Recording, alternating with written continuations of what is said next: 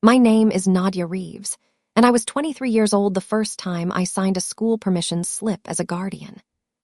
Not a parent, not a legal guardian yet, just a 23-year-old paralegal student who had driven 4 hours north in a borrowed Civic with a duffel bag and a second-hand backpack for a 9-year-old named Cora. Our mother was in residential treatment. Our father had been gone since Cora was 4. There was no one else. That was the beginning. What happened at my grandmother's 85th birthday dinner, 14 years later, in front of 30 people, was the ending. Or maybe it was the first day of something else entirely. I sat at that table with an envelope in my lap and let my little sister finish her speech. She called me controlling. She called me suffocating. She said I had stolen the best years of her life. The room got very quiet. I didn't cry. I didn't flinch. I opened the envelope and placed 3 documents on the table in front of my family, one at a time, the way you set down a hand of cards you've been holding for a very long time. Then I waited. Welcome to her silent triumph, where the women who gave everything quietly, who sacrificed loudly only in their own hearts, finally get to let the paper do the talking. If you know what it means to raise someone and then be rewritten as the villain of their story, you're in exactly the right place. Leave a comment below and subscribe, because this one goes all the way to the end. Let me take you back to the summer I was 22. Our mother, Sandra Reeves, had her second breakdown in 3 years. The first one I had managed from a distance. I was finishing community college in Richmond, Virginia. Cora was 7 and living with Mom in the house on Burnett Street in Lynchburg, and there were neighbors. Mrs. Elaine across the street, our grandmother B 2 miles away, who could check in. The second time, I drove home and found Cora sitting on the front steps with a library book and a box of crackers. She had been there since 3 in the afternoon. It was 8 at night. She didn't cry when she saw me. She just said, "Mama had a bad day." She was 8 years old, and she had already learned the vocabulary of catastrophe. I took her inside. I made eggs. I put her to bed. I sat in our mother's kitchen until 2 in the morning calling numbers, social services, Grandma B, our Aunt Patris in Charlotte who didn't pick up, our Aunt Denise in Roanoke who said she had her own situation. I wrote the words "her own situation" on a napkin that night and stared at them for a long time. Nobody was coming. I was the oldest. I was the one with no children, no lease, no mortgage, no partner. In the architecture of a family in crisis, that makes you the only available room. Not the right person, not the best person, just the available one. I deferred my enrollment at paralegal school. I moved into Burnett Street. I enrolled Cora in 3rd grade at Harrington Elementary, 2 blocks away. I transferred my retail job from a Richmond location to one in Lynchburg. I paid the electric bill with my tips. Our mother came home from treatment 4 months later. She was better, then she wasn't, then she was again. The pattern lasted 2 years. During that time, I was the one who packed Cora's lunch. I was the one who went to parent-teacher conferences. I was the one who sat on the edge of her bed during thunderstorms with a flashlight and a chapter book, reading out loud until she fell asleep. I became the one she called Mom by accident the first time and immediately corrected herself, going wide-eyed and pink. "Sorry, I meant Nadia." "I know what you meant," I said. "It's okay." It wasn't okay exactly, but it was true. When Cora was 11, our mother had her 3rd episode, the worst one. She was hospitalized for 6 weeks. The state got involved. There were case workers, evaluations, a hearing. I was 25 by then, had finished my paralegal certification, and was working at a family law firm in Lynchburg called Holt and Weir, mostly divorce and custody cases. I knew the paperwork. I filed for legal guardianship of Cora in March. The hearing was in May. Our grandmother B sat in the 2nd row and held my hand. Our mother, who was present via phone from the treatment facility, gave her consent in a voice that was thin and cracked and absolutely clear. "Give her to Nadia. Nadia will keep her safe." The judge granted it. I was 25 years old and I had a 9-year-old dependent. I want to be honest about what that meant. I was not a saint. I was not performing sacrifice for an audience. I was a young woman who had decided, not in a single dramatic moment, but in dozens of small, unremarkable ones, that my sister would not fall through the floor if I had anything to do with it. That was all. It was enough. It had to be. Here is what the next 9 years looked like. Cora was brilliant. She was funny in the particular way of children who have had to be adults too early, dry, observant, a little wary. She could read 3 grade levels above her class by 4th grade. She did voices when she read aloud. She made up elaborate stories about the neighbors' cats. She was terrified of failing anything, which was its own kind of heartbreak, because you could see exactly where that fear had come from. I never told her she had to be perfect. I told her she had to try. There's a difference. Some days she understood it. When she was 13, she started writing. Not diary writing, actual stories, structured ones, with characters who wanted things and obstacles that stood in their way. She would leave pages on the kitchen counter for me to read the way another kid might leave a drawing on the refrigerator. I read every one. I bought her a real writing notebook, hardcover, burgundy, with a quote on the front about telling the truth through lies. She still has it. She told me so at the birthday dinner, right before she said I had ruined her life. But I'll get to that. When she was 15, she got into a magnet school for arts and humanities across town. Better teachers, more resources, a drama department that had actual productions. The school required a guardian signature and a formal letter of intent from the household's primary caregiver. I drove her to the audition. I waited for 3 hours in a plastic chair outside the rehearsal room. I signed the letter of intent and the enrollment form and the code of conduct agreement. She got the lead in the spring production that first year. I sat in the 4th row with Grandma B and a gas station bouquet of yellow carnations, and when Cora walked out under the lights in a white dress she'd helped sew herself, I cried the ugly kind of cry, the kind that surprises you because you didn't know it was coming. B handed me a travel pack of tissues and didn't say anything. She didn't need to. Our mother came to that show. She was having a good period. She sat 2 rows behind us and cried also. Afterward, she hugged Cora for a long time in the lobby and said, "You're going to be someone, baby." Cora smiled. Then she looked at me over our mother's shoulder and mouthed the words, "Thank you."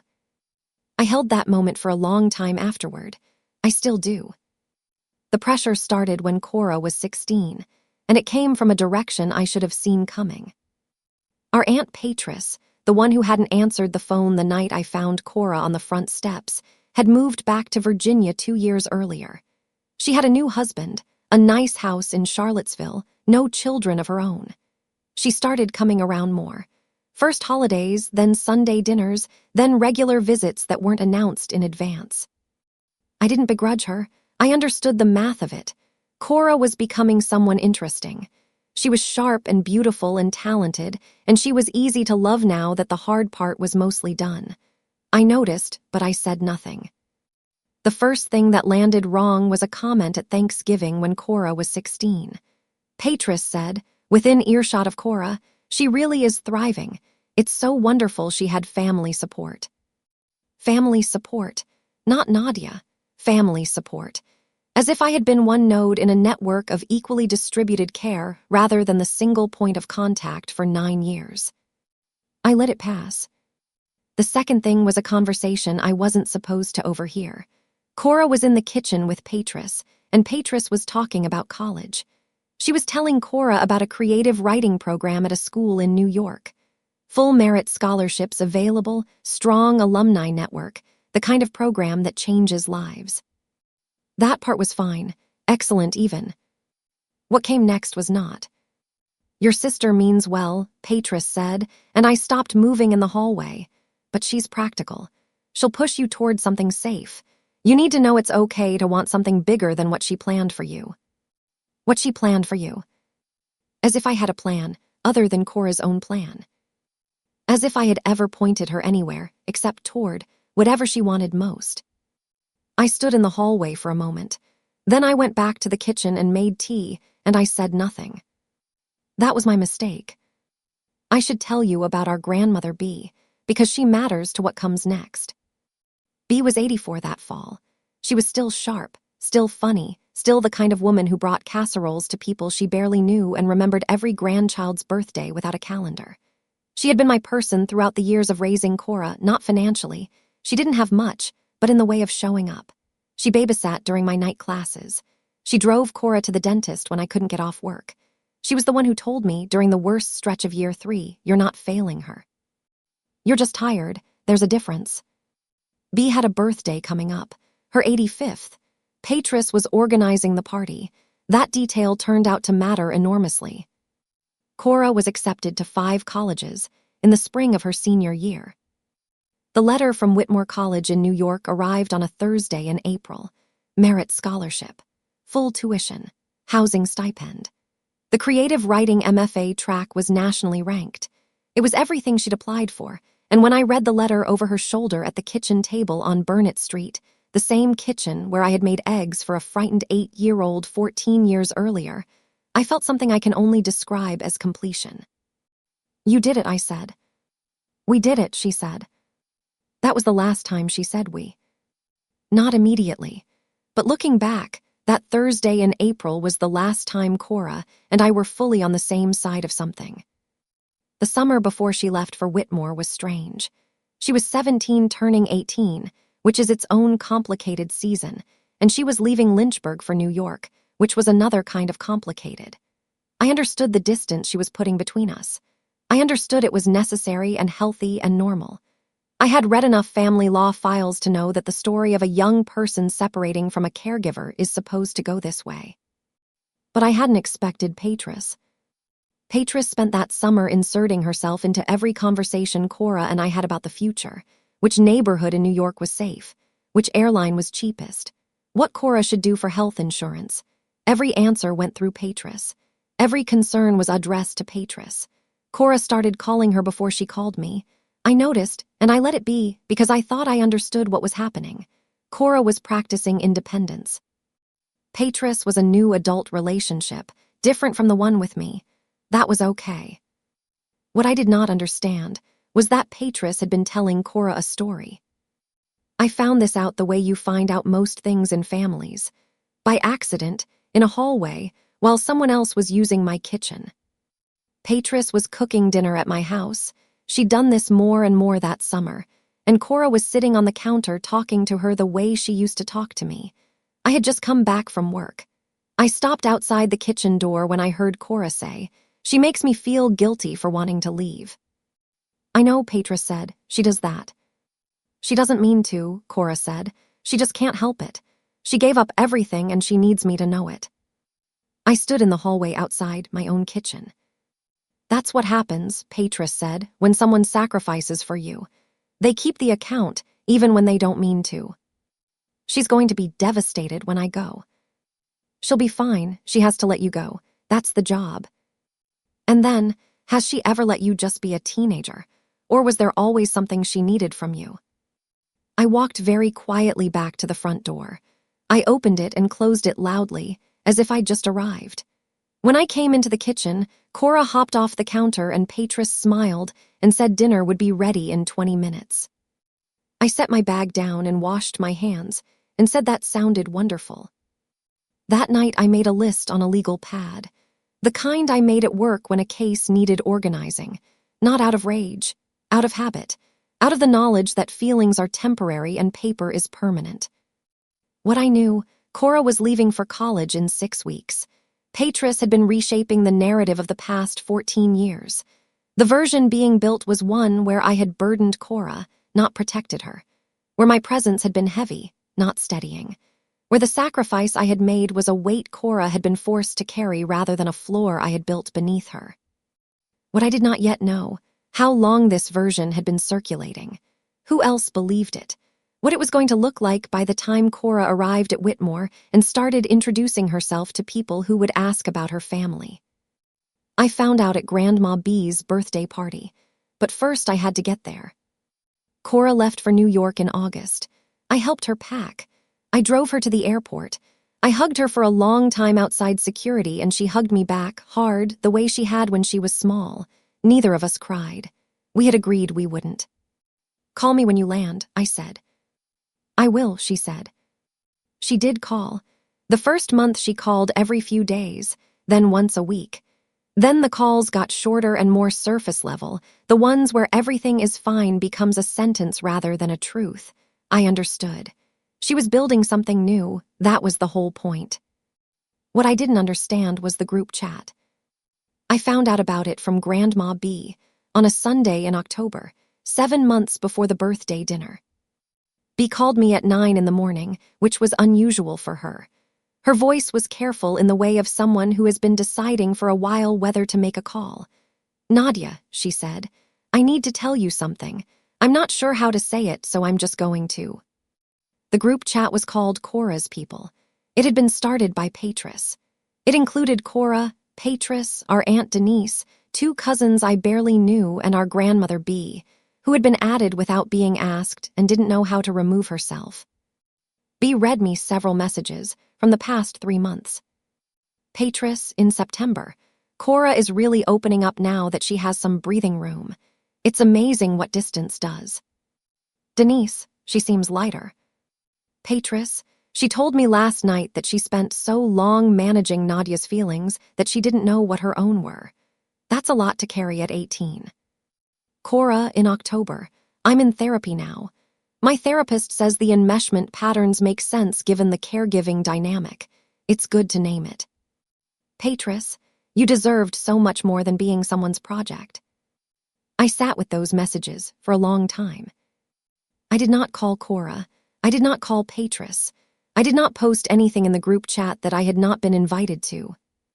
I called my work colleague Simone, who was also a family law paralegal and understood the architecture of situations like this.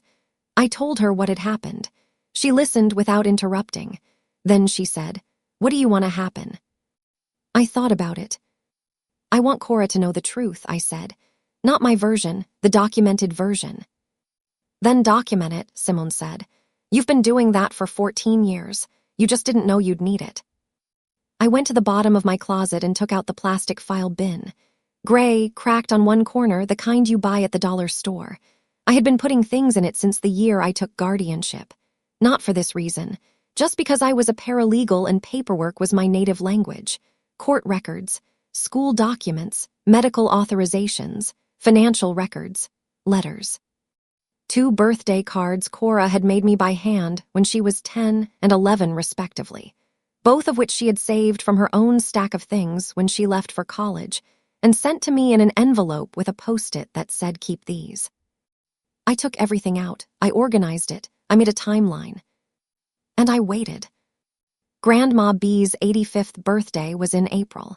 Patris was organizing it, which meant Patris would control the room. I had 6 months to make sure the room told the truth. The party was at B's house, the small white one on Morrow Avenue that smelled like lavender and old wood, and the particular sweetness of a home that has been consistently, lovingly maintained for 40 years. 30 people. Folding chairs along the walls, a long table covered in one of B's good tablecloths, the pale yellow one with the embroidered edges. A cake in the kitchen, lemon, B's favorite, with white frosting and a single sugar flower. Someone had strung paper lanterns along the back porch. They were yellow. They swayed in the April air. Cora had flown in from New York. She looked different, older. Her hair was shorter and she was wearing earrings I'd never seen before, silver hoops that caught the light when she turned her head.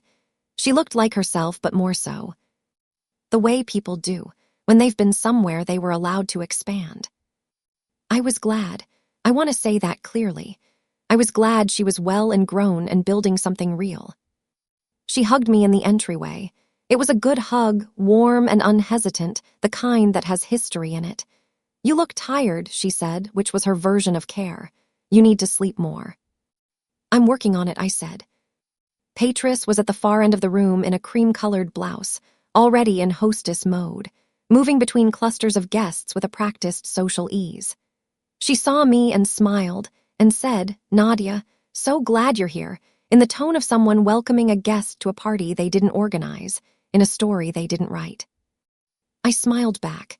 I set my bag down by the door. Inside the bag, a plain manila envelope. Grandma B found me by the lemon cake at 4:30. She took my hand and held it with both of hers, the grip still firm, still certain. "You ready?" she asked, which surprised me. "You knew." "I'm 85, she said. "I know everything. I've just been waiting for you to stop being so damn patient." I laughed, a real one. "She loves you," B said, quieter. "She's just lost right now. People tell her a story and she's young enough to believe it's the only one." "I know. The documents won't fix that." "I know," I said again, "but they'll fix the record." B squeezed my hand once and let go. She went back to her guests. The speeches started at 5. Patris went first. She talked about family, about women who hold things together, about the people who show up without being asked. She was gracious and warm and completely comfortable being the one who had organized the room. Then Denise said a few words. Then 2 cousins. Then Cora stood up. She was holding a glass of sparkling cider. She had notes on her phone, which she glanced at twice.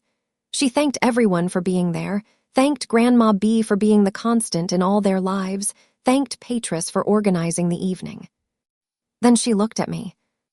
"I want to say something about family," she said, "specifically about what it means to grow up in an arrangement that isn't traditional." She paused.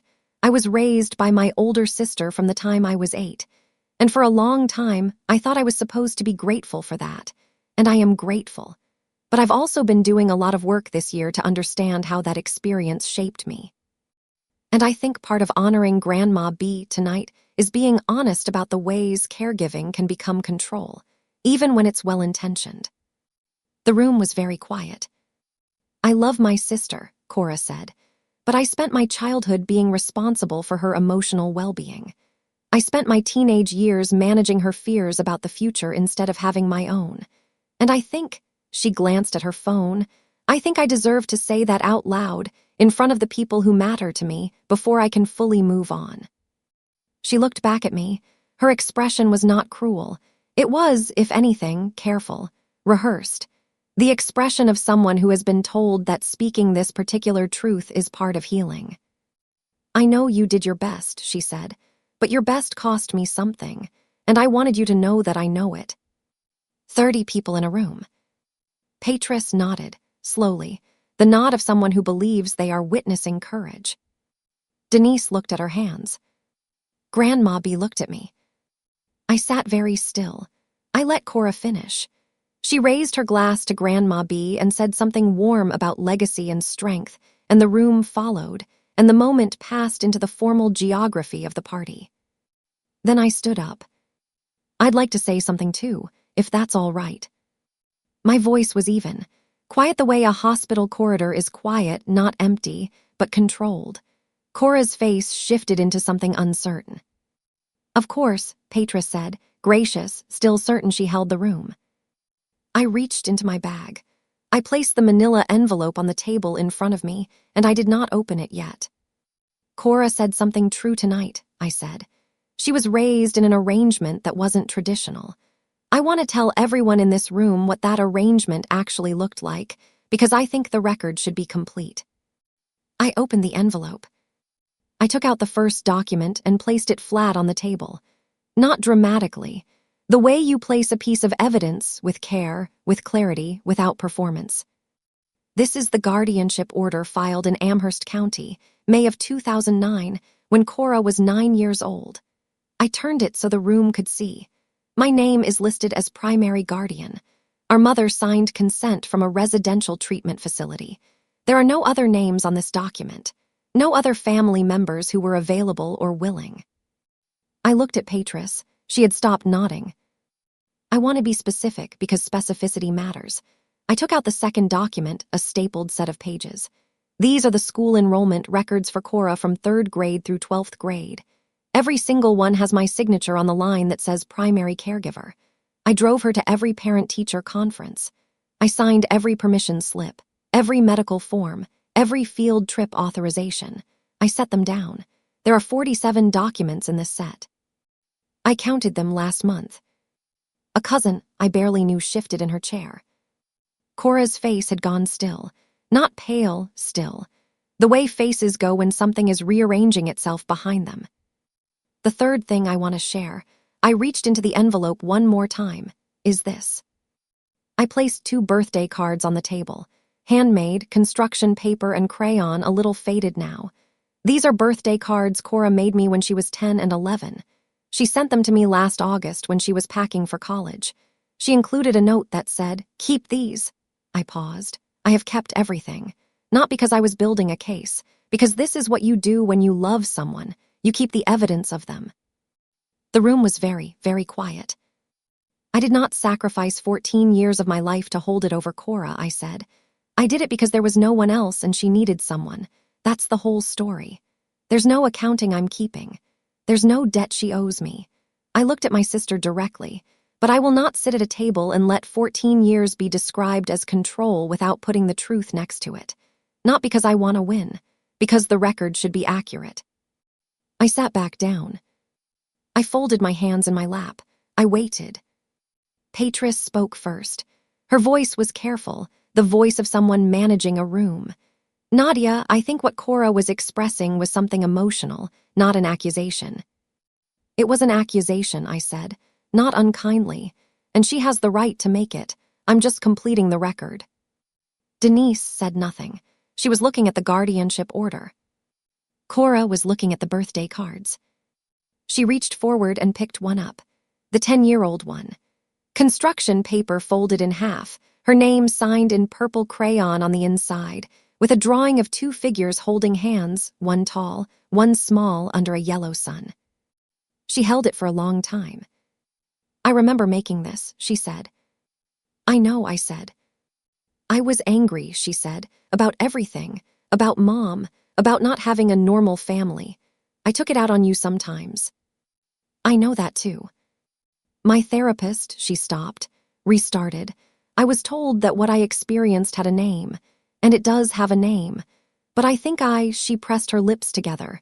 I think I let the numbing of it become a replacement for the actual memory." The room had ceased to exist for both of us. There were 30 people in it, and neither of us was talking to any of them. "You didn't manage my feelings," Cora said very quietly. "You managed your own. You were 23 and terrified, and you did it anyway." Her voice cracked on the last word. "Just once. That's not control. That's just someone being brave when they didn't have to be." Patris said something. I don't know what it was. It dissolved in the air. Grandma B from across the room said, "All right then." The party moved forward, the way parties do after the weight lifts. Not all at once, but gradually, like a room finding its temperature again. Cora and I sat on B's back porch after the cake, while the remaining guests drifted inside.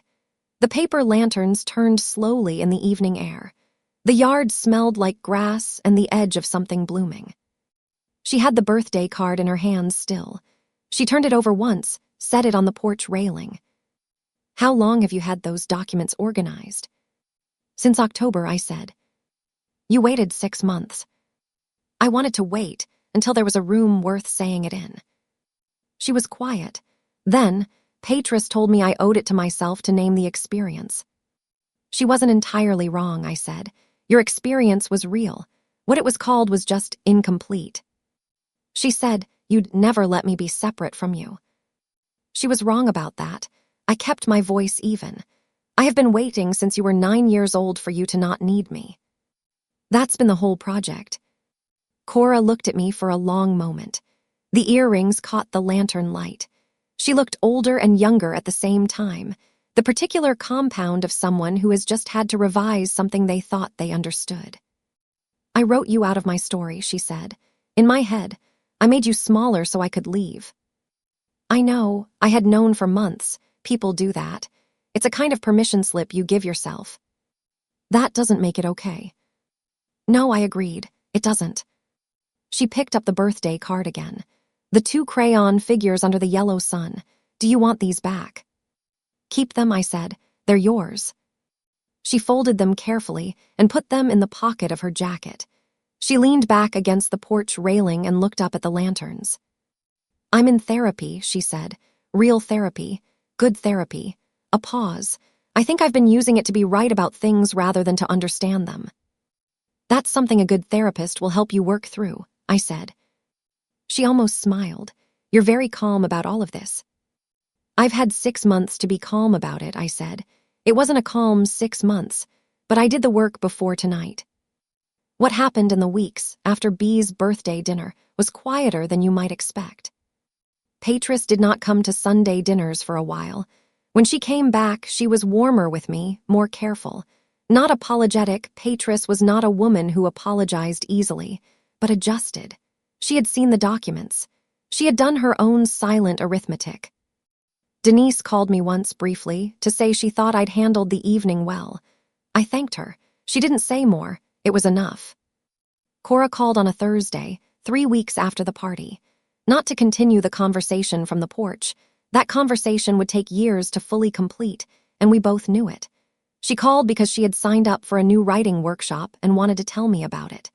She described the program for 20 minutes, the instructor, the other students, the assignment she'd been given. She was excited in the particular way of a person who has found their right room. I asked questions. I listened. At the end of the call, she said, "I'm going to rewrite the story, the one about us. I'm going to get it right this time." "I'd like to read it," I said. "You will," she said. "I'll send it when it's done." She hasn't sent it yet. The workshop is still ongoing. I check my email on Thursdays. Here is what I put back in the gray plastic bin after B's birthday party. The guardianship order, the school enrollment records, the medical authorizations, the 2 birthday cards. I put them back in the order I had organized them, which is to say chronologically. 14 years filed in sequence. I added one new item, a photograph taken at the birthday party by one of the cousins. Cora and me on B's back porch, the paper lanterns behind us, both looking at something off camera. I don't remember what we were looking at, but in the photograph, we are clearly together. I wrote the date on the back in pen. I put it in the front of the file. The envelope goes back in the bin. The bin goes back in the closet. I don't take it out to look at it. I don't need to. It's there. That's enough. I think about something B said to me on the phone a few days after the party. She was telling me how the evening had landed with the various guests who had said what the general conclusion was. Then she said, "You know what you are." I waited. "You're the kind of person," she said, "who builds a floor for someone and then teaches them to walk on it and then steps back so they can run. Most people, they build the floor and then they stand on it themselves and wonder why nobody's impressed." I told her I'd been lucky to have her. "You've been consistent," she said. "That's different from lucky. Consistent is rarer." The thing they don't tell you about raising someone is that the ending is built into the beginning. From the moment you sign a permission slip for someone else's child, from the moment you become the person a 9-year-old calls out for during thunderstorms, you are working toward the day when you are no longer necessary. That's the job. The job is to make yourself redundant. It doesn't feel like that from the inside. From the inside, it feels like Tuesday after Tuesday of packed lunches and permission slips, and sitting in plastic chairs outside rehearsal rooms.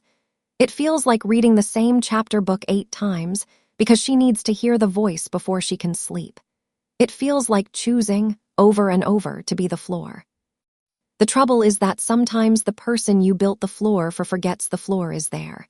They get good at walking. They start to run. And they look back at the floor and they see a constraint rather than a foundation. I don't blame Cora for that. I understand it. But I also know what the floor is made of. I have 47 documents and 2 birthday cards and a guardianship order and a photograph taken in lantern light on an April evening. I have the record. I have the truth. And I sat at a table and I placed it down without raising my voice, without tears, without asking for anything except accuracy. That's all it was. That's the whole story. A person can be rewritten, but they cannot be erased. Not when someone kept the evidence. Not when someone cared enough to file it carefully in a gray plastic bin in the back of a closet, not as a weapon, just as proof that something real happened. Something real happened. 14 years of it. And the quietest kind of love is sometimes the kind that only looks like love when someone finally lays the paper down. That's my story. 14 years, one manila envelope, and a little sister who is still learning how to read the floor she's standing on. If someone ever rewrote your role in their story, don't argue with the version, just keep the record and wait for the room. Share this with someone who gave quietly and was thanked loudly in someone else's retelling. Drop a comment, hit subscribe, and I'll see you in the next one.